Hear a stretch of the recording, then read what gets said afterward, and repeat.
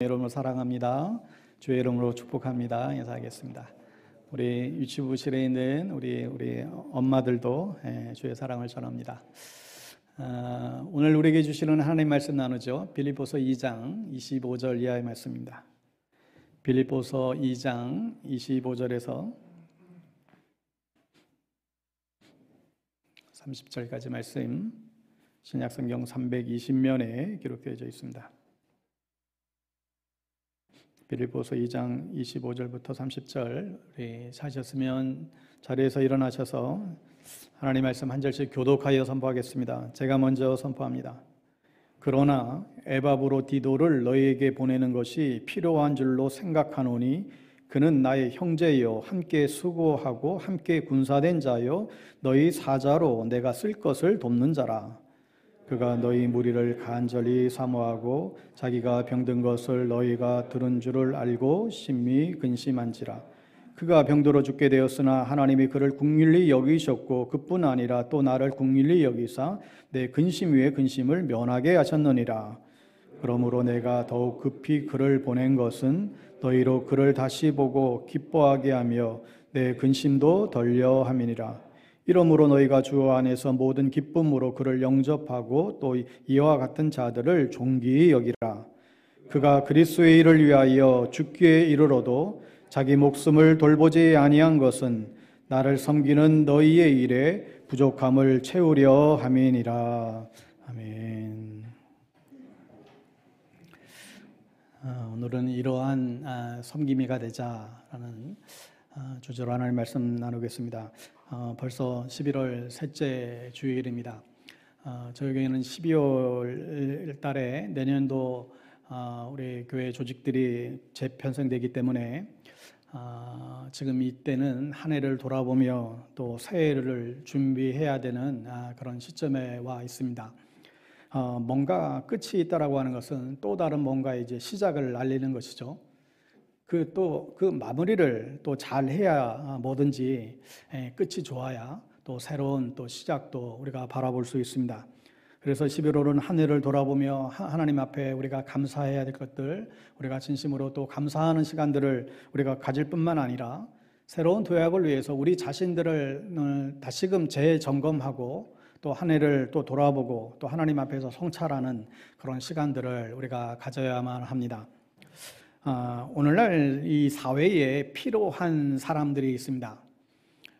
특히 이제 직장에서 사회에서 필요로 하는 사람들이 있죠. 과거 삼성의 대표적인 그 모토 중에 하나는 인재 경영이었습니다. 아시다시피 이건희 회장님이 끊임없이 그 강조한 것 중에 하나가 천재 한 명이 10만 명을 먹여 살린다. 똑똑한 천재 한 사람이 10만 명을 먹여 살린다. 이런 모토 아래 그 똑똑한 인재들을 사실 많이 뽑기를 시작했죠. 근데 요즘은 이 흐름이 바뀌었다고 합니다. 너무 경쟁 사회에서 다들 똑똑해지려고 하고 똑똑한 사람들을 뽑아 놓기는 했는데 문제가 뭐냐? 그 사람들이 팀으로 일을 하고 팀으로 함께하는 법을 모른다는 거예요. 저마다 다 자기 제각기, 자기 잘난 맛에 또 자기밖에 모른다는 거죠. 그래서 이 삼성의 키워드도 바뀌었대요. 그게 뭐냐면 집단 지성이에요. 모자이크 시스템이라는 것을 통해서 모든 서로의 아이디어를 올리고 서로 의견을 주고받고 그러면서 하나의 의견을 동출해내는 그런 과정들을 겪고 있습니다. 한 사람이 생각하는 것보다 두 사람보다 다섯 사람보다 10사람이 같이 생각하고 같이 하나가 되어서 생각하는 게 훨씬 낫더라 하는 것입니다. 비록 이게 삼성뿐만 아니라 지금 전 세계 많은 기업에서 이 시스템을 사용하고 있는 것을 듣게 됩니다. 여러분, 성경에서 요구하는 사람은 어떤 사람입니까? 모세와 같은 탁월한 지도자. 사실 이런 사람은 200만 명 중에 한 사람에 불과해요. 사도 바울과 같은 사람 수백만 명 중에, 아니 수십억 명 중에 어쩌면 한 명만 있어도 돼요. 하나님은 그런 사람 하나님의 뜻에는 그런 사람은 어쩌면 한두 사람에 불과할 것 같아요. 우리 모두가 그런 사람이 될 수가 없습니다. 그럼 보통 우리 같은 사람들에게, 보통 사람들에게 하나님이 원하시는 게 뭡니까?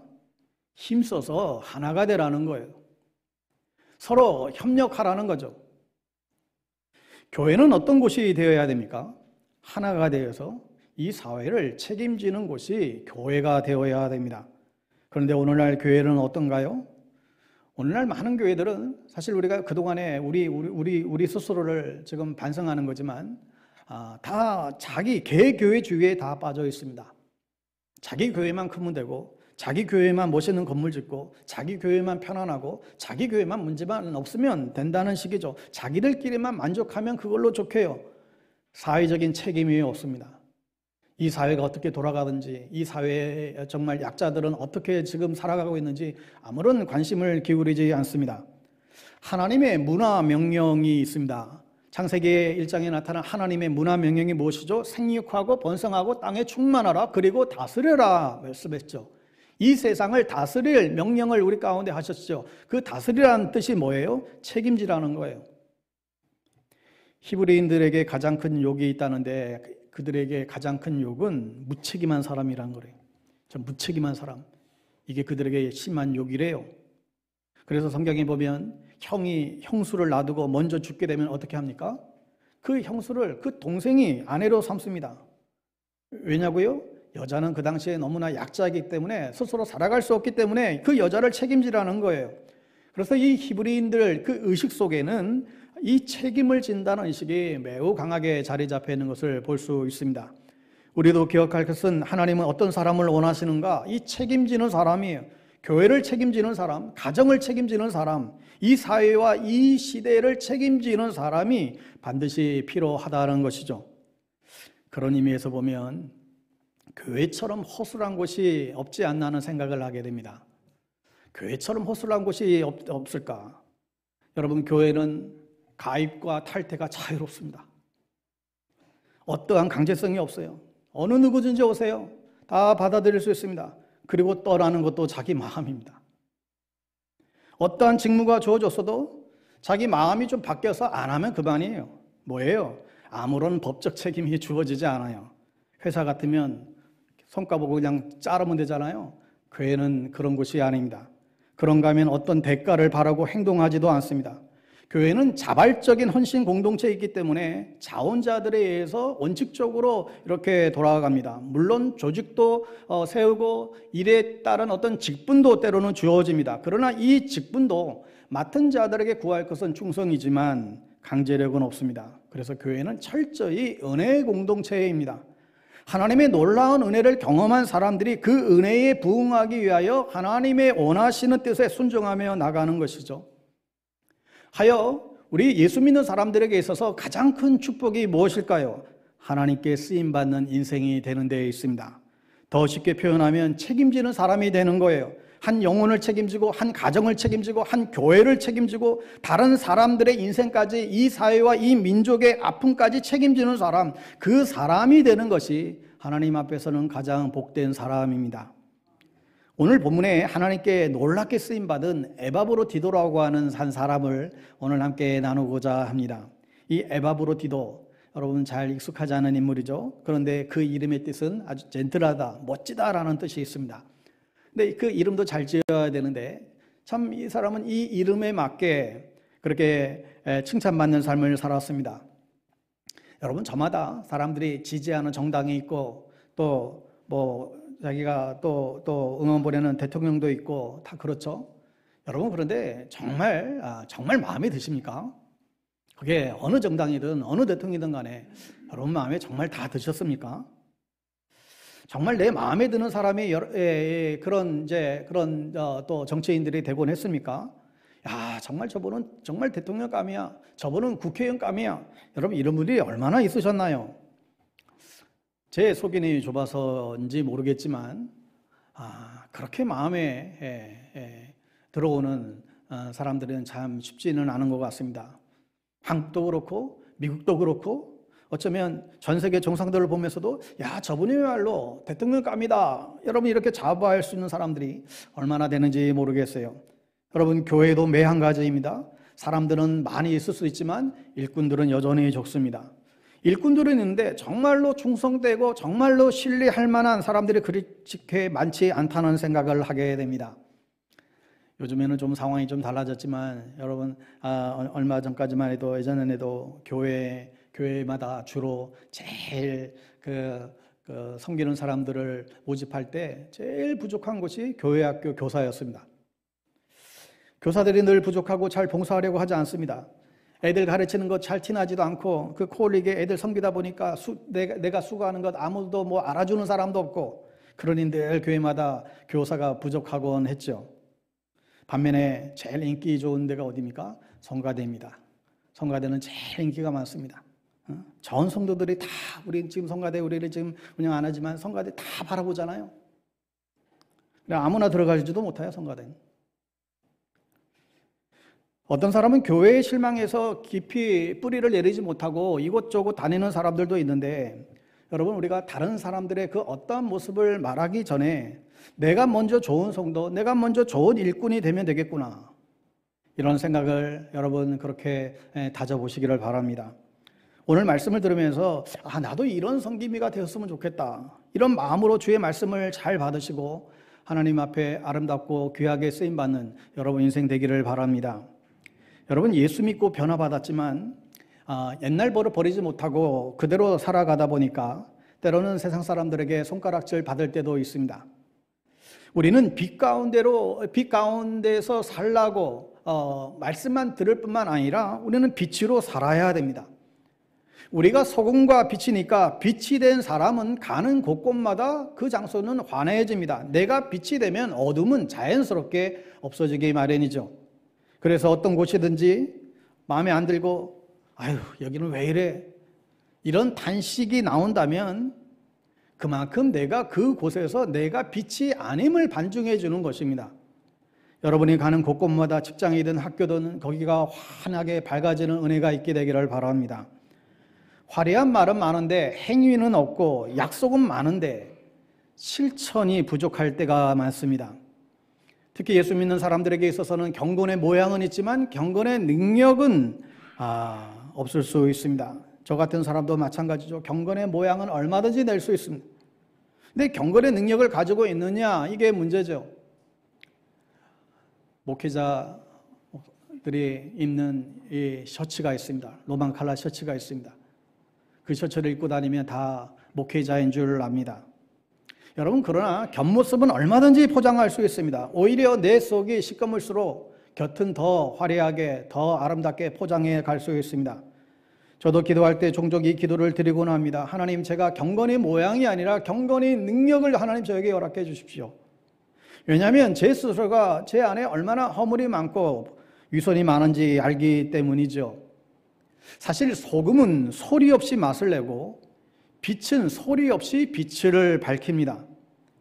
사도 바울이 빌립보 교회를 사랑했죠. 그런데 지금 감옥에서 오늘 이 편지를 쓰고 있어요. 옥중서신이라고 하는 감옥에서 쓴 4개의 편지 가운데 오늘 이 빌립보서 이 편지의 내용을 우리는 봅니다. 그런데 이 빌립보에서 바울의 감옥에 갇혔다는 안타까운 소식을 들은 이 빌립보 교회인들이 어떻게 이 바울을 도울 수 있을까 그렇게 저들은 모여서 고민하고 기도하다가 1차적으로 선교 헌금을 모은 거예요. 그걸 에바브로 디도라고 하는 사람에게 감옥에 갇혀있는 바울에게 지금 갖다 드리라고 그렇게 해서 글을 보내게 됩니다. 그리고 그가 바울을 만나고 다시금 돌아가는 길에 이 편지를 지금 쓴 것입니다. 짧은 구절이지만 이 에바브로디도라고 하는 사람이 어떤 사람인지 잘 나와 있는데 오늘 이 시간에 이 디도를 통해서 우리가 어떻게 교회를 섬기며 하나님의 나라를 세워갈지를 배워가기를 바랍니다. 25절을 한 번 더 읽겠습니다. 25절을 같이 읽지요. 시작. 그러나 에바브로디도를 너에게 보내는 것이 필요한 줄로 생각하노니 그는 나의 형제요 함께 수고하고 함께 군사된 자요 너의 사자로 내가 쓸 것을 돕는 자라. 여기 5가지가 나와요. 먼저 형제요, 또 함께 수고한 자요, 동역자요, 함께 군사된 자요, 너희 사자, 메신저요, 너희 쓸 것을 돕는 자, 헬퍼, 이렇게 5가지로 나누고 설명하고 있는데 첫 번째로 이 믿음의 형제라고 그랬습니다. 그가 바울의 믿음의 형제다. 이 에바브로디도가 믿음의 형제였는데 그가 언제 예수를 믿었는지는 성경에서 이제 나와 있지는 않습니다. 그런데 어느 주석가가 이렇게 추측해서 쓴 것을 보았습니다. 이 사람이 빌립보 감옥의 간수였을 것이다라는 거예요. 바울이 감옥에 일찍이 갇혔을 때에 바울이 이제 지진이 나고 문이 열리고 죄수들이 다 도망간 줄 알아서 그것을 보고 그 간수가 자결을 하려고 하는데 자결하지 마시오. 우리가 도망가지 않고 여기 안에 있노라고. 깜짝 놀라서 횃불을 들고 그 간수가 그 굴 속에 그 감옥 안에 깊이 들어가 봤더니 이 바울의 일행들이 도망가지 않고 그대로 있는 것이죠. 거기에 너무 충격을 받고 간수가 얘기합니다. 선생님이여, 어떻게 하면 구원을 얻으리까? 그때 바울이 주 예수를 믿어라. 그리하면 너와 내 집이 구원을 받을 것이다. 아마 이 간수가 그때 그 주님의 그 바울의 얘기를 듣고 엎드려져 예수님을 받아들일 것이다. 그래서 그가 그 간수의 직을 내려놓고 빌립보 교회로 가서 그 교회의 귀한 일꾼이 되었다라는 설명들을 하게 됩니다. 그러니까 이 에바브로디도는 평신도의 목사 무슨 이제 전도사가 아니었습니다. 바울은 그를 보고 나의 형제다 그랬습니다. 여러분, 아무나 형제입니까? 아무나 형제라고 안 하잖아요. 아버지가 같아야 형제 아니에요? 우리 형제예요. 그럴 때 아버지가 같으니까, 정말 하나님을 진실되게 믿는 사람들은 한 아버지를 섬기니까 우리는 형제 자매가 되는 것이죠. 가끔 지방에 있는 그 교회나 낯선 교회를 방문할 때가 있습니다. 그런데 처음 가는 교회인데도 저는 어느 교회든지 이게 괜히 낯설게 느껴지지가 않습니다. 왜 그럴까요? 그 교회의 주인이 똑같아서 그래요. 우리 아버지가 똑같은 아버지가 그 교회의 주인이기 때문에 어느 교회에 가든지 사실 잘 낯설지가 않습니다. 오래전에 그 조선일보 만평에 나왔던 그 사파를 재미있게 늘 기억이 나는데, 아버지와 아들이 아무도 없는 성전에 기도하러 들어갔습니다. 이 아버지가 이렇게 기도를 시작합니다. 하나님 아버지. 옆에 있던 눈치 빠른 이 아들 광수가 따라서 기도를 합니다. 하나님 할아버지. 야, 얘야. 하나님은 우리 모두에게 아버지가 되셔. 아버지라고 기도해야 돼. 하나님 아버지라고 기도하는 거야. 이 똘똘한 이 광수가 따라서 그렇게 이어서 기도합니다. 예, 알겠어요. 하나님 아버지. 그랬더니 아버지가 흐뭇해하면서 앞으로 그렇게 기도하는 거야. 하나님 우리 모두에게 아버지가 되셔. 이 광수가 하는 말, 알았어 형. 여러분, 하나님은 우리 모두의 아버지가 되시고 주를 믿는 자녀들은 다 형제요 자매가 되는 것이죠. 처음 교회를 다니시는 분들이 간혹 교회 가니까 형제님 자매님 하니까 이게 너무너무 부담스럽대요. 언제 봤다고 형제고 자매고. 그럴 수 있죠. 여러분, 그런데 그리스도 안에서 한 아버지를 같은 주로 섬기고 한 피 받아 한 몸 이룬다는 것이 얼마나 귀한 것인지 이제 신앙생활하면서 깨닫게 되어집니다. 옆에 있는 여러분 성도님들이, 여러분들이 지체들이 성도 다르고 이름도 다르고 고향도 다르고 출신 성도 다 다르지만 우리는 주 안에서 형제 자매입니다. 바울은 성경에 보면 아무에게나 형제라고 부르지 않았습니다. 디모데나 오네시모 같은 사람을 믿음의 형제라고 불렀습니다. 여러분, 미국의 일부 교단에서도 지금 안에서는 우리가처럼 장로님, 권사님, 집사님 이런 직분을 부르지 않고 모두가 동일하게 다 형제 자매라고 부르는 교단들도 있습니다. 한국에서도 이런 교회들이 사실 점차 늘고 있어요. 직분에 대한 순기능보다 역기능들이 많아지면서 아예 호칭은 없애고 형제 자매로 부르는 그런 교회들이 사실 늘어나고 있습니다. 진실한 마음으로 죄를 회개한 적이 있고 정말 마음을 열고 예수 그리스도를 나의 구주로 믿고 시인한다라고 한다면, 그 경험이 확실하다면 우리는 하나님의 자녀가 되는 권세를 받았기 때문에 우리는 모두 형제 자매가 되는 것이죠. 바라기는 여기에 있는 모든 분들이 누가 뭐래도 여러분, 우리 안에서는 형제 자매로 사실 수 있게 되기를 바랍니다. 두 번째 명칭을 보니까 바울의 동역자였다. 함께 수고한 자라고 소개합니다. 동역자가 뭐예요? 같이 일하는 사람이잖아요. 같이 일하는 사람. 사업할 때 제일 힘든 게 동업이라고 하는 말도 있는데, 오래전 기억인데 어느 집사님이 직원이 한 50명 정도 그래도 자그마한 공장을 운영했던 그런 분이셨는데, 그만 같이 동업했던 동업자가 그 재산을 다 말아먹고 도망가 버리고 말았습니다. 그래서 공장도 뺏기고 집도 팔리고 빈털터리가 돼서 이제 정말 아무것도 없는 상태에 대해서 이제 교회에 다시 나온 거예요. 그가 울면서 간증을 합니다. 내가 재산을 다 잃어버렸지만 그것 때문에 내가 다시 예수님을 만나게 됐습니다. 그 전까지는 교회는 다니기는 했는데 이 주님을 잘 몰랐던 것 같아요. 여러분, 동역자를 잘 만나야 합니다. 우리 주변에도 사실 동역자 잘못 만나가지고 신세 망치는 사람들 우리는 왕왕 듣습니다. 어떤 때는 친구 같고 가족보다 가까운 사람 같았는데 어느 순간 반대자가 되어 있습니다. 에바브로디도는 바울과 함께 애쓰고 수고한 동역자입니다. 위험할 때도 즐거울 때도 늘 같이 어떤 특별한 보상을 바라고 한 것이 결코 아니었어요. 여러분, 다른 데 가서 일하면 돈을 받고 일해요. 근데 교회는 참 이상한 곳이죠. 교회는 와서 섬기고 봉사하고 그러면서도 또 헌금하면서 봉사해요. 땀 흘려 번 돈 가지고 또 드리면서 또 애써요. 왜 그럴까요? 여러분, 주님께 드리는 헌금은 절대 공짜가 아닙니다. 저는 확실히 믿습니다. 그 수고에는 반드시 하나님이 보상해 주십니다. 대가를 받는 사람은 늘 부족해요. 요거밖에 안 주나? 내가 이만큼 일했는데 만족하지 못합니다. 그러나 봉사자는 달라요. 내가 주님을 위해 일할 수 있고 수고할 수 있다는 것이 이게 너무 감사한 것이죠. 헌금도 아무나 하는 게 아닙니다. 헌금은 이 헌금의 특권을 아는 사람이 감사함으로 하는 것이죠. 봉사도 사실 아무나 하는 것이 아닙니다. 이 봉사의 특권, 봉사할 수 있는 것이 얼마나 감사한 것인지 감격하는 사람들이 사실 하는 것입니다. 바울의 동역자 가운데에 의사 누가가 있었어요. 누가복음을 썼고 바울과 같이 오랫동안 정말 있었고 그가 감옥에 갈 때까지 끝까지 남아있었던 자가 이 의사 누가였습니다. 사실 누가는 예수님의 12제자도 아니었죠. 그러나 오랫동안 바울과 동행했기 때문에 누가복음 사도행전을 쓴 사람이 됐습니다. 디모데전서에 보면 다 도망갔는데 누가만 내 곁에 남아있다라고 했습니다. 여러분, 끝까지 남아있는 사람이 동역자예요. 정말 잠깐 반짝거리는 것이 아니라 정말 끝까지 섬기는 것이죠. 저와 여러분은 모두 하나님의 부르심을 받고 우리는 이 방배동교회라고 하는 이 교회에 우리는 등록되어 섬기고 있습니다. 여러분, 바라기는 세상이 깨지기 전까지 여러분 흩어지지 말고 끝까지 이 교회에서 신앙생활 할 수 있게 되기를 바랍니다. 요령꾼들은 남들이 하는 눈치만 봅니다. 절대로 소매를 걷어붙이고 달려들지 않습니다.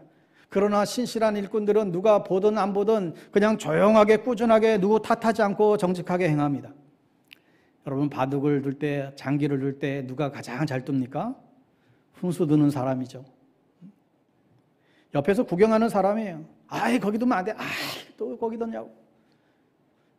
뭐든지 약간 객관적으로 보면 모든 게 좀 잘 보이는 경향이 사실 있지요. 그러나 훈수는 잘 둘 수 있는지 모르겠는데 정작 본인이 하라고 하면 못합니다.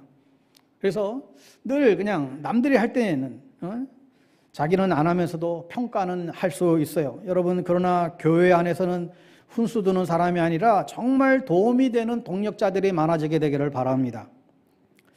종종 기사에 나오는데 벌써 꽤 오랫동안 이 일을 하시는 분이 계신 것 같아요. 이름도 없이 쌀과 돈을 기부하는 사람들이 계세요. 엄청 많은 돈이 든 가방을 주민센터에 갖다 놓고 사라져버립니다. 누군지도 몰라요. 이름 없는 천사라고 하는데 여러분, 사실 교회 봉사는 그렇게 하는 거예요. 자기 이름을 과시하고 자기 이름을 이마에 내세우고 그렇게 하는 게 아닙니다. 바울이 어려움을 당할 때 빌립보 성도들이 모은 헌금을 가져다가 그에 갖다 주기도 하고 함께 아픔을 같이 하곤 했습니다. 여러분, 주님의 일을 하면서 저와 여러분들이 서로 위로하고 격려하는 그런 동역자들 다 될 수 있기를 간절히 바랍니다. 세 번째로, 이 디도는 예수님의 십자가의 군사였다라는 것입니다. 여러분, 좋은 군인이었단 말이에요. 좋은 군인. 여러분, 누가 좋은 군인이 됩니까? 무엇보다도 훈련 잘 받은 사람이에요. 담대하고 동시에 용감한 사람, 상관의 명령에 애설하고 대답하는 사람, 훈련에 이제 바짝 든 사람이죠. 어느 목사님이 예전에 예비원 처음 제대하고 나면 동원훈련 가잖아요. 이 동원훈련 갔을 때 그 기억을 이야기해 준 이야기가 생각이 납니다. 동원훈련 바로 그때 며칠간 입소해서 이제 훈련을 받는 그 동원훈련인데 들어가지 바로 전날에 자동차 문에 이제 손톱이 끼어가지고 손톱이 빠지는 그런 이제 사고가 있었습니다. 그래서 손가락을 그냥 둥둥 이제 감고는 그렇게 이제 동원 훈련에 참여한 거예요. 그때 동원 훈련에 이제 사격 훈련도 있었잖아요. 근데 이제 뭐 손가락을 쓸 수 없으니까 저쪽 열애, 저쪽 가서 그냥 쉬라고. 그래서 가서 열애하고 있는데 조금 있으니까 또 다른 한 사람이 이제 오더라는 거예요. 근데 그 사람은 아예 그냥 한 손을 여기까지 그냥 붕대를 완전히 감고 이렇게 온 거예요. 그래서 이 팔이 완전히 저 사람이 부러졌나. 그래서 둘이 그냥 서로 얘기를 하다가 나는 손가락이 다쳐가지고 그냥 이렇게 지금 훈련 참여하지 못하고 지금 있는데 다시 보니까 굉장히 많이 다쳤나 봐요. 좀 어떻게 다 그렇게 다쳤냐고. 그랬더니 그분이 이거 가짜요, 가짜라는 거예요. 가짜 기부서에 있다는 거예요. 왜냐 그랬더니 자기가 군대를 아주 백을 써가지고 군대는 갔는데 군대에 가서 훈련을 한 번도 안 받고 진짜 군대 아무것도 없이 그대로 그냥 편안하게 그렇게 제대했다는 거예요. 자기는 총 쏠 줄도 모른다는 거예요. 어이없지 않으세요? 여러분, 그런 사람은 요령꾼이지 일꾼이 아니에요. 그런 사람은 하나님이 일시키지 않습니다. 일시켜도 그냥 자기 자랑만 하고 다닐 거거든요. 그런데 십자가의 군사는 그렇지 않습니다. 제가 지난번에도 한번 소개한 바가 있는데 이분 책을 다시 한번 읽어봐서 얼마나 감동이 되는지 몰라요. 이화에 이제 여자대학교 나오고 대학원 나오고 보스턴에서 박사학위 받고 이화여대 교수가 되고 학장이 되었습니다. 또 유명한 국제 라이팅게일상 수상을 받은 우리나라 최초의 간호학 박사 1호인 이 김수지 박사님, 너무너무 존경할 만한 분입니다. 그가 대학에서 너무나 많은 일들을 했고 또 특히 정신질환에 가까운 사람들 돌보는 일들, 그런 일도 굉장히 많은 수고들을 그분이 해 놓으셨습니다. 그분이 다 은퇴하고 나서 그분 스스로가 이렇게 하나님 앞에 자문했답니다. 하나님, 내가 하나님께 빚을 진 사람인데, 내가 빚쟁이인데 내가 이제 어떻게 해야 될까요? 그 하나님께 기도하다가 그런 아프리카 말라유라고 하는 가장 가난한 나라에 갔습니다. 그 나라는 국민의 평균 수명이 39세에 불과해요. 그리고 하루에 160여 명의 임산부가 산후 처리를 하지도 못하고 죽어간대요. 그 소식에 그 나라에 50년간 자기가 쌓아왔던 그 간호학에 대한 지식들을 전하기 위해서 그곳에 간 것이죠. 가서 병원을 세우고 학교를 세우고 많은 일들을 했습니다. 그러다가 2017년도에 그가 평생 환자들만 돌보다가 정작 자기 자신의 몸을 보살핀 데는 뒷전이었는지 급성백혈병으로 주님의 부름을 받고 말았습니다. 여러분, 그러나 그분은 세상을 떠났지만 절대로 인생을 낭비하지 않은 사람이었습니다. 그는 십자가의 용맹스러운 그런 군인이었습니다. 여러분, 군인은 쉬운 것, 재미있는 것만 하는 게 아니라 위험한 것도 감수해야죠. 군대 가는 것은 캠핑 가거나 소풍 가는 게 아니잖아요. 십자가의 군사는 때로는 힘겹고 어려운 일도 주님과 교회를 위하여서 기꺼이 감당하는 것이죠. 여러분, 우리 모두는 하나님 나라의 그 군사로 부름을 받은 자입니다. 속 좁은 꼼생원이나 졸병이 아니라 믿음의 장군이 되어야 됩니다. 사실 여러분, 졸병은 책임이 없어요. 졸병이 잘못해도 졸병 책임지지 않아요. 잘못하면 그 위로 상관들이 다 책임을 지고 밑에 부하가 잘못하면 상관이 책임지고 옷 벗고 그러잖아요. 여러분, 우리가 언제까지 믿음의 쫄병으로만 살 것인가요? 아니면 좀 책임지는 그런 장교로 우리는 살아갈 것인가? 평생 졸병으로 살면 여러분 편안할 수 있습니다. 아무런 책임도 없어요. 그냥 자기 편한 대로 자기 좋아하는 것만 하면서 살아갈 수 있어요. 그러나 장교로 살려면 장교 훈련도 받아야 됩니다. 졸병들과 받는 훈련이 달라요. 교회에서도 믿음이 생기고 점차 신앙이 자라면서 직분도 주어지고 교회의 한 리더가 되잖아요. 하여 좋은 일꾼이 되려면 훈련을 잘 받으셔야 됩니다. 여러분, 교회 안에서 영적인 훈련들을 잘 받지 못하면 결코 좋은 신앙인이 될 수가 없습니다. 제자는 태어나는 것이 아니라 훈련으로 되어지는 것입니다. 그러므로 교회에 어떤 항존직이나 중직을 맡은 분들은 반드시 교회에 어떤 리더에 있는 분들은 반드시 교회 안에서 행해지는 영적 훈련들을 계속해서 여러분 받으셔야 됩니다. 그러지 않으면 딴소리하고 다닙니다. 말씀과 기도로 훈련되지 않으면 자기만 아는 신앙에 머물고 맙니다.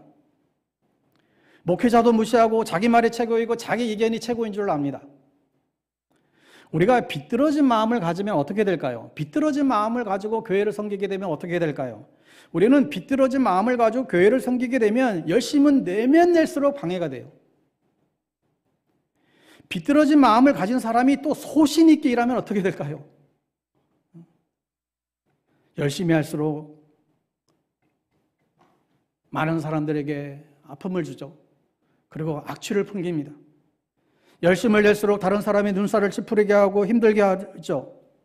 내 마음이 하나님을 향하여 정말 온전히 똑바로 정해져 있지 않으면 내 삶은 다른 사람들에게 늘 부담이 될 수밖에 없고 짐이 될 수밖에 없습니다. 그렇게 해서는 결코 좋은 군사가 될 수가 없습니다.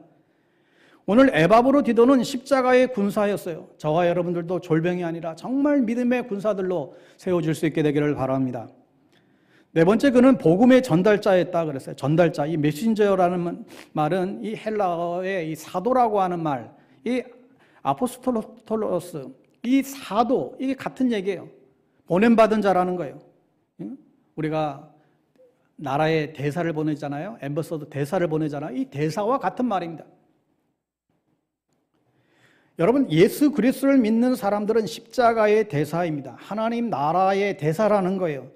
여러분, 이 직분에는 은퇴도 없습니다. 우리가 하나님 나라로 이 땅에 사는 동안 죽는 날까지 우리는 이 사명을 감당해야 됩니다. 이것이 얼마나 큰 특권인지 여러분, 하나님 나라의 이 대사라고 하는 이 자부심을 늘 가지시기 바랍니다. 한 영혼을 소중히 아는 이 사람, 이 에바브로디도와 같은 복음의 전달자가 되는 것이죠. 다섯째로, 그는 돕는 자라고 했습니다. 돕는 자, 헬퍼죠. 여러분, 헬퍼라고 했을 때 좀 약하게 보이십니까? 그렇지 않아요. 그냥 내 옆에서 그냥 뭐 시다발이 하는 뭐 그런 헬퍼가 아닙니다. 여기서 말하는 그 돕는 자라고 하는 것은 사역자를 말해요. 에바브로디도는 재정적으로 바울을 도왔고 전도 사역을 도왔고 자기 사역을 잘 감당한 사람이에요. 바라기는 우리 교회가 교회를 힘들게 하는 회방꾼들은 다 사라지고 정말 다 돕는 자들이 될 수 있게 되기를 바랍니다. 다윗이 성공하고 또 성공할 때뿐만 아니라 그가 많은 위험 가운데 처해 있을 때 그에게 가장 큰 조력자가 된 사람이 있지요. 바로 요나단입니다. 사울의 아들. 자기 아버지 사울은 다윗을 시기해서 죽이려고 덤벼들었지만 이 요나단은 다윗을 자신의 생명처럼 귀하게 여겼습니다. 그리고 그를 아낌없이 조력했지요. 여러분, 정말 어려울 때 함께 도와주는 사람이 진짜 조력자입니다. 내가 잘 나갈 때는 내 주위의 사람들이 마치 조력자인 것처럼 많이 몰려듭니다. 내가 좀 잘 나가고 내가 뭐가 있고 내가 능력이 있고 뭔가 갖춰져 있을 때는 내 주변에 나를 돕겠다고 하는 사람들이 막 몰려들어요. 그러나 정말 내가 부도라도 맞을 어떤 위기 가운데에 놓여 있다고 한다면, 내가 어려운 가운데 처하게 된다고 한다면 어느 순간 바퀴벌레처럼 다 사라지고 맙니다. 그게 세상이죠. 진짜 조력자는 힘들 때, 어려울 때 그 시기를 함께 눈물을 참고 같이 견뎌내어 가는, 통과해 가는 사람이죠. 강도 만난 이웃을 도와주던 어떤 그 이름 없는 사마리아 사람, 그 이름은 모르지만 천국 가면 그 이름이 분명히 있을 것입니다. 에바브로디도는 이렇게 돕는 자였다라는 거예요. 자, 이제 26절부터 28절을 한 번 더 읽어보겠습니다. 26절에서 28절 같이 읽죠. 시작. 그가 너희 무리를 간절히 사모하고 자기가 병든 것을 너희가 들은 줄을 알고 심히 근심한지라. 그가 병들어 죽게 되었으나 하나님이 그를 긍휼히 여기셨고 그뿐 아니라 또 나를 긍휼히 여기사 내 근심 위에 근심을 면하게 하셨느니라. 그러므로 내가 더욱 급히 그를 보낸 것은 너희로 그를 다시 보고 기뻐하게 하며 내 근심도 덜려 함이니라. 이 에바브로디도는 이 빌립보에 있는 형제들이 너무나 이제 그리워했지요. 이 믿음의 이 교제, 믿음의 사람들과 이 교제가 얼마나 중요한지를 다시 보여줍니다. 여러분, 믿음의 사람은 결코 홀로 사는 자가 아닙니다. 독야청청하는 사람이 아니란 것이죠. 믿음의 사람들은 서로 함께 교제하며 함께 동력할 수 있어야 됩니다. 교회를 하다 보면 때로는 내 마음에 안 드는 사람이 있을 수 있습니다. 그러나 여러분, 반대로 나도 나를 싫어하는 사람이 있다라고 여러분 생각할 수 있지 않습니까? 그러니까 다 상대적인 거예요. 하여 서로서로를 배려하고 자기를 낮추고 상대방을 그렇게 높이는 믿음의 교제는 너무나 중요합니다. 여러분, 특별히 여러분 안에서 셀 모임 안에서 영적인 교제, 믿음의 교제들이 정말 풍성하게 이루어지게 되기를 바랍니다. 그런데 이 에바브로데도가 바울을 돕다가 좀 중병에 걸린 것 같아요. 거의 죽게 되었다, 오늘 성경은 표현합니다. 그런데 만약에 빌립보 교회에 있을 때 그가 중병에 들었을 때라고 한다면 바울에게 그렇게 헌금을 모아서 보낼 수가 없었을 거예요. 근데 갈 때는 건강했는데 돌아올 때쯤 보니까 이 디도가 중병에 걸려 있는 것 같습니다. 여러분, 바울이 갇혀 있는 감옥과 빌립보 거리는 약 1200km 정도 된다고 그래요. 서울에서 부산 가는 뭐 3배 정도 왔다 갔다 하는 거리예요. 그 당시에는 뭐 비행기를 탔겠습니까? 무슨 자동차가 있겠어요? 걸어서 다닌 거예요. 그렇게 먼 길을 한 달 이상 걸려야 되는 그 먼 길을 그렇게 왕래하다가 병이 들지 않았을까 생각하게 됩니다. 그런데 바울도 기도했고 하나님이 긍휼히 여기셔서 그 병이 나았는데, 이 에바브로데도는 자기가 아프다는 것이 빌립보 교회에 알려지게 되면 교회가 근심할까 봐, 그래서 예배 때마다 나를 위해서 또 막 염려해서 기도할까 봐 아무런 말을 안 했다는 거예요. 이런 거 보면 보통 뚝심이 있는 분이 아닌 것 같아요. 자녀들도 보면 여러분, 제각기 다 다른데 어떤 자녀들은 조금만 아파도 그냥 막 엄살 떠는 자녀가 있고, 또 어떤 자녀는 그냥 대수롭지 않게 그렇게 꿋꿋한 자녀들도 있죠. 근데 이 에바브로데도는 엄살쟁이가 아니었나 봐요. 정말 거의 죽다시피 하는 상황 가운데서 살아났는데 끝까지 견디고 하나님의 일에 손해가 될까 봐, 내 교회 식구들 염려할까 봐, 어떤 면에서는 참 이 사려 깊은 멋있는 그의 모습을 볼 수 있습니다. 허풍을 떨거나 아첨하는 것이 아니라 정말 마음에 겸손한 사람입니다. 여러분, 이런 사람은 인기는 별로 없어도 존경을 받는 거죠. 예수님은 하나님 아버지의 뜻을 행하기 위해서 일용할 양식이 하나님의 말씀에 순종한 것이다 그랬습니다. 나의 양식은 나를 보내신 이의 뜻을 행하며 그의 일을 온전히 이루는 것이다. 봉사하고 일할 때 하나님의 뜻을 행하는 것이지 내 야심을 채우는 게 아니란 말이에요. 29절을 보세요. 이러므로 너희가 주 안에서 모든 기쁨으로 그를 영접하고 또 이와 같은 자들을 존귀히 여기라. 여러분, 정말 말없이 소리 없이 교회에서 섬기고 봉사하는 사람들 경경하고 존경해 주는 교회가 진짜 좋은 교회예요. 그게 교회의 가치입니다. 오른손이 하는 것을 왼손이 모르게 교회를 섬기는 사람들의 박수는 받지 못한다 할지라도 하나님은 다 보상하십니다. 인색한 사람은 자기도 인색한 대우를 받아요. 남에게 욕을 많이 하는 사람은 결국 자기도 욕을 많이 먹습니다. 교회에서 눈에 띄게 하는 것만 하는 사람이라면 참 동역자는 못 된다는 생각이 듭니다. 우리의 이 혀는 보이지 않는 입 속에 있죠. 여러분, 이 혀는 보이지 않지만, 그래서 아주 시시하게 보일지 모르지만, 그래서 아무에게 인기도 없는지 모르겠지만, 그러나 이 셋째혀를 잘못 눌리면 큰 사고가 납니다. 어느 젊은 청년이 자기 오래전 이야기 것 같아요. 자기 큰아버지 그 생신의 사회를 봤답니다. 60이 되어서 이 육순 잔치가 이제 간 것인데, 그 육순 잔치에, 옛날에는 육순 잔치 했잖아요. 그래서 막상 이 마이크 딱 앞에 서니까 너무 긴장이 되는지 이걸 육순이라고 해야 되나 환갑이라고 해야 되나 막 헷갈린 거예요. 그래서 헷갈리는 바람에 오늘 우리 큰아버지 육갑 잔치를 시작하겠습니다. 이 육갑이 뭡니까? 육갑이. 여러분, 작은 일이지만 아주 쉬운 일 같았지만 어떤 때는 큰 잘못된 결과를 낳을 수도 있습니다. 이렇게 이 에바브로데처럼 말없이 하지만 정말 조용히 섬기는 이런 사람을 환영받는 것, 이런 사람들에게 칭찬과 존경을 했던 것이 바로 빌립보 교회였다는 거예요. 마지막 20절을 같이 보세요. 마지막 20절을 같이 읽습니다. 시작. 그가 그리스도의 일을 위하여 죽기에 이르러도 자기 목숨을 돌보지 아니한 것은 나를 섬기는 너희의 일에 부족함을 채우려 함이니라. 주님의 일을 위해서 자신의 생명의 유해까지 당하면서까지 일했다라고 했습니다. 여러분, 이게 우리가 읽기는 쉬워도 이게 쉬운 일이 아니죠. 여러분, 정말 순전한 마음으로 주님의 일을 하다가 지친 적이 있으세요? 정말 하나님 앞에 순결한 마음으로 열심히 일을 하다가 정말 몸과 마음이 다 지친 적이 있으신가요? 아마 있으실 거예요. 공장에서, 사무실에서, 사업장에서 내 돈 벌려고 지친 일은 많은데 정말 주의 일 하다가 여러분 지친 적이 있으신가요? 하나님이 축복해 주실 것이라 분명히 믿습니다. 어떤 작은 마을에 어느 교인이 아침마다 그 한 애를 교회에다가 차로 데려다 주었다고 해요. 그런데 이 애가 예수를 잘 안 믿는 애인데 그 마음 가운데에 이렇게 기도를 했어요. 하나님, 내가 이 애를 매 주일마다 교회에 이렇게 데려다 주곤 하는데 이 아이가 정말로 예수를 잘 믿고 나중에 정말 하나님의 정말 좋은 사람이 되었으면 좋겠어요. 근데 이런 마음으로 이 아이를 교회에다가 늘 데려다 주는 일을 했는데 이게 하루 이틀이 아니고 무려 400번을 그렇게 했대요. 여러분, 400번이면 약 8년이 된답니다. 이 꼬마였던 애가 이제 고등학교가 졸업할 때가쯤 된 거예요. 그런데 그렇게 계속해서 고등학교 될 때까지 이 아이를 교회에 데려다 주곤 했는데 그때까지도 이 애가 예수를 제대로 믿는 것 같아 보이지 않는 거죠. 그래서 이분이 마음이 낙심이 됐어요.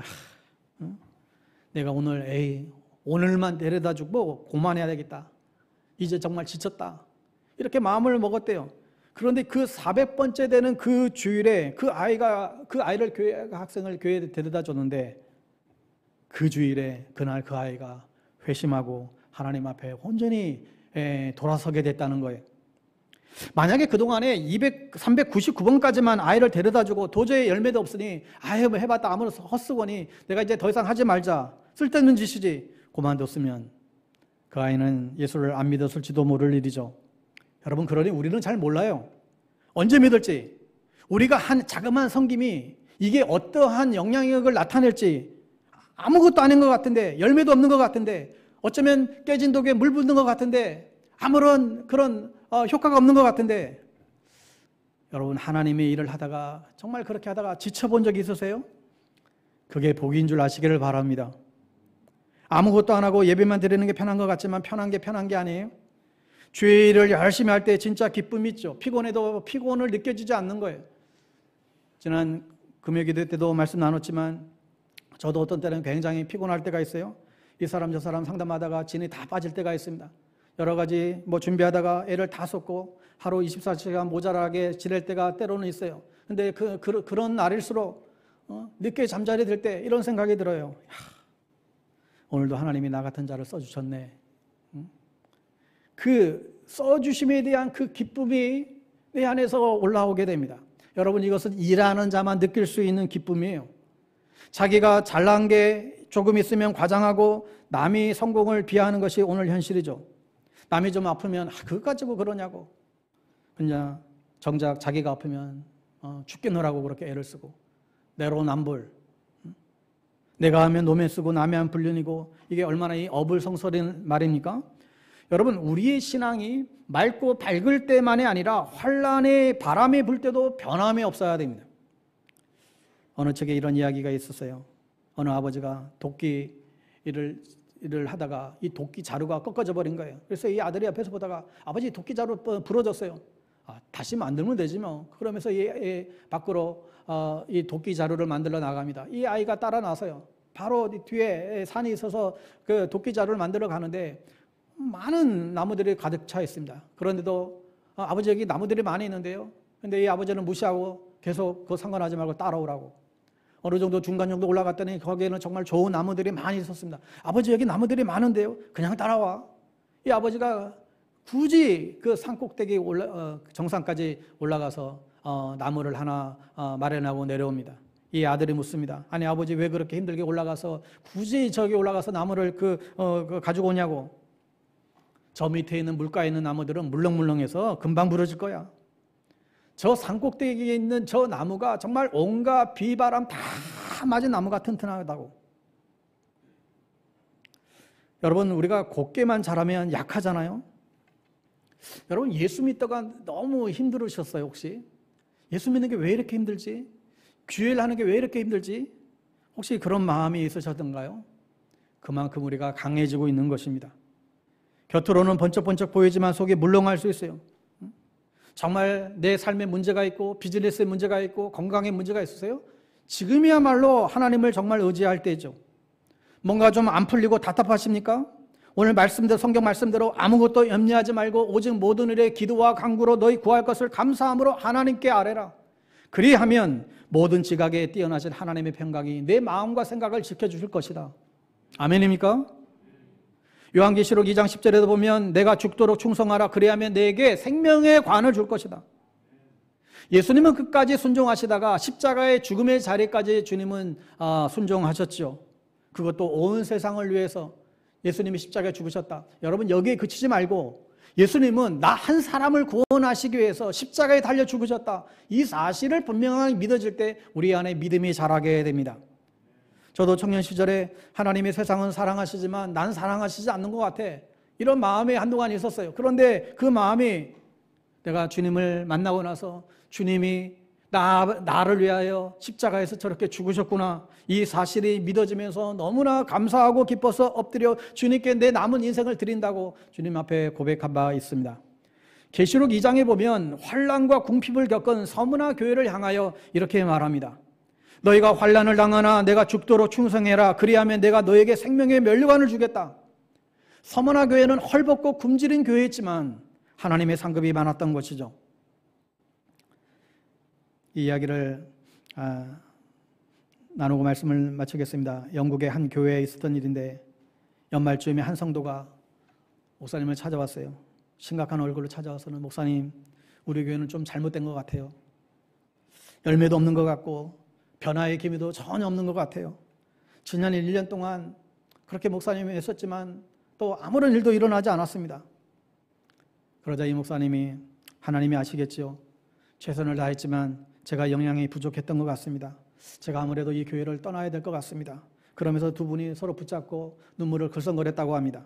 그런데 그날 예배가 끝나고 나가는데 그 교회에 새로운 어린 소년 아이가 이 목사님에게 대뜸 이렇게 묻습니다. 목사님, 나도 공부 열심히 하면 목사님도 되고 선교사님도 될 수 있어요?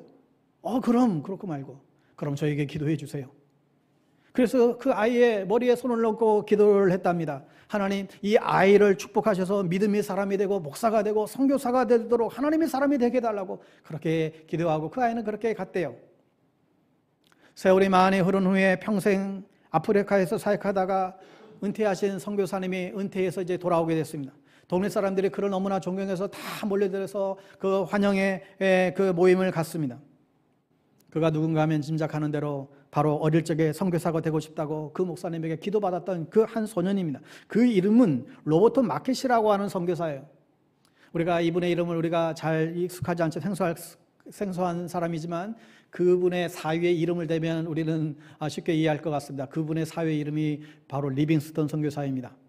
이 마켓 선교사 자녀 중에 7명이 아프리카 선교사로 떠났습니다. 수년 전에 내 목회는 실패했고 내 사역은 아무것도 없구나 낙심했지만 거기에 있던 한 아이를 통해서 아프리카를 복음화시키는 위대한 역사를 이루었습니다. 여러분 올 한 해 열심히 여러분 나름대로 전도하고 봉사하고 섬기면서 아무 열매도 혹시 안 보이시는 분이 계신가요? 그렇게 기도하면서 매달렸는데 아무런 응답이 없는 분이 계신가요? 교회를 하면서 누가 알아주는 것 같지도 않고 내가 괜히 그동안에 뻘짓했나? 내가 아무 변화도 없는데 괜히 고생만 하고 있나? 이제 모든 거 다 관둬야 되겠다. 이런 생각이 슬금슬금 들 때가 있습니까? 아닙니다. 우리가 천국 가서 이 사람 때문에 예수 믿게 된 사람들 일어나 보세요. 그럴 때 이 사람 때문에 영향받은 사람들 일어나 보세요. 이럴 때 우리가 알지 못하는 많은 사람들이 일어나게 될지를 모르는 거죠. 여러분, 우리의 모든 사역이 열매가 주렁주렁 맺히면 얼마나 좋겠어요. 하는 것마다 풍성한 열매가 맺혀지면 얼마나 좋을까요? 남들의 부러움을 여러분 그러나 받지 않아도 괜찮아요. 그러나 존경받으면 돼요. 부러움을 받지 못해도 우리는 존경받는 자가 되면 돼요. 여러분, 벼락부자가 된 사람은 부러움의 대상이지만 강도의 대상이죠. 부자라고 존경받는 게 결코 아니죠. 저는 우리 성도님들이 하나님의 인정을 받고 정말 성도들에게 존경받고 그렇게 하나님 앞에 쓰임받는 사람들 다 될 수 있기를 간절히 바랍니다. 마지막 고린도전서 15장 58절 읽고 마치겠습니다. 같이 화면을 통해서 같이 읽겠습니다. 시작. 그러므로 내 사랑하는 형제들아, 견실하며 흔들리지 말고 항상 주의 일에 더욱 힘쓰는 자들이 되라. 이는 너희 수고가 주 안에서 헛되지 않은 줄 알미라. 아멘. 기도하겠습니다. 하나님 아버지,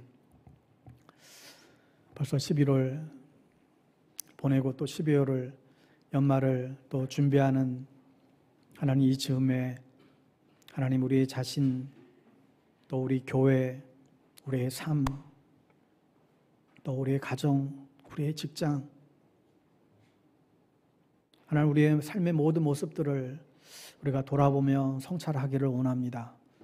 하나님 앞에서 우리가 어떤 사람이었는지, 하나님 앞에서 우리가 정말 책임적인 존재인지, 하나님 앞에서 충성스러운 사람이었는지 우리 자신들이 스스로 하나님 돌아보게 되기를 원합니다. 하나님, 이 모든 시간들을 통하여 다시 한번 정말 하나님이 찾으시는, 하나님이 기뻐하시는, 정말 하나님께 쓰임받는 우리 모든 성도들로 새로워지고 거듭나는 하나님 이 시간 되어줄 수 있도록 은혜를 더하여 주시옵소서. 예수님의 이름으로 기도합니다. 아멘. 우리 찬양하고